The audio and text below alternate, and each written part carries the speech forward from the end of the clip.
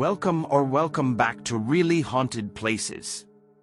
Tonight's top 7 ghost stories will take you to haunted places in Rhode Island.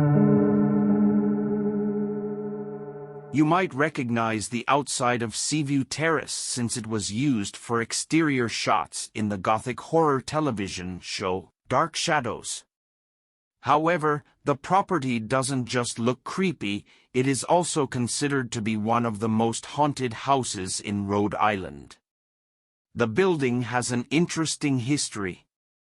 The house was originally built in Washington, D.C., but in 1907, liquor millionaire Edson Bradley decided to move his mansion to Newport, Rhode Island.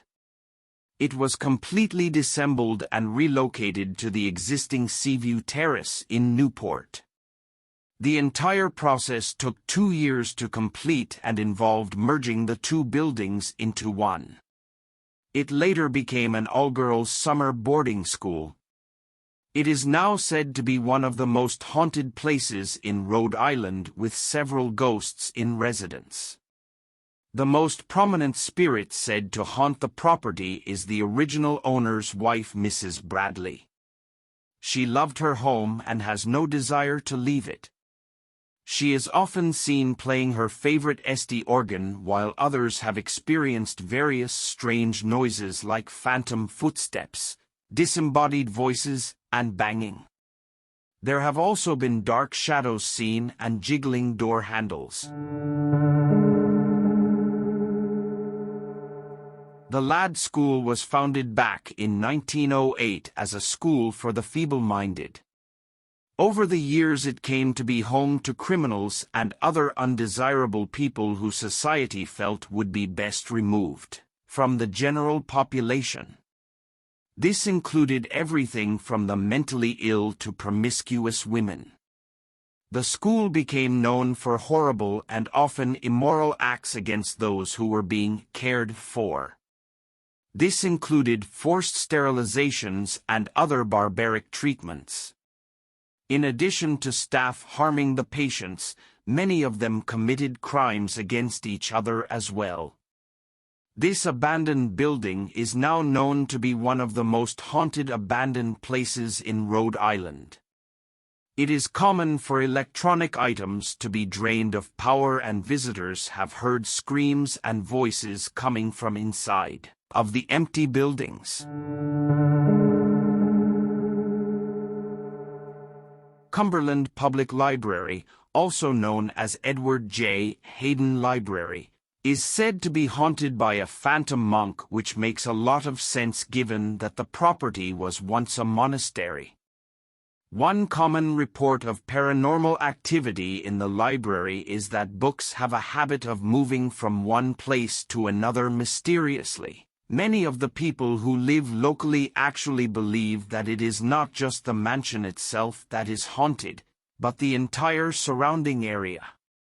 They believe that it is haunted by the spirits of 9 militiamen who are said to have been flayed there by Native Americans. Providence City Hall is known to be one of the most haunted places in Rhode Island. Staff have seen chairs moving by themselves, smelled cigar smoke, and heard unexplained whispering in empty rooms. The paranormal activity is said to be caused by the ghost of the late Mayor Doyle, who is actually buried in the building. Cornelius Vanderbilt had the stunning Breakers Mansion built in Newport during the Golden Age, 1900 to 1929, and to this day it remains one of the best examples of the era. It has formal gardens, a private beach, and a stunning view of the Atlantic Ocean. It is now one of America's largest National Historic Landmarks and one of the most haunted mansions in Rhode Island. It is said to be haunted by the ghost of Alice Vanderbilt, and her ghost has been seen regularly in the mansion since her death in 1934. The description of her ghost is always the same and fits how she would have looked prior to her death. The family living there now says that she has been a near-constant presence, but they will not allow any investigators access as they know who she is and do not wish to disturb her. It is her home every bit as much as it is theirs. Nathanael Greene Homestead in Coventry is the former residence of famed Revolutionary War General Nathanael Greene. It is considered to be one of the most haunted buildings in Rhode Island thanks to a range of spooky activity including phantom footsteps, disembodied screams, and doors that open and close on their own.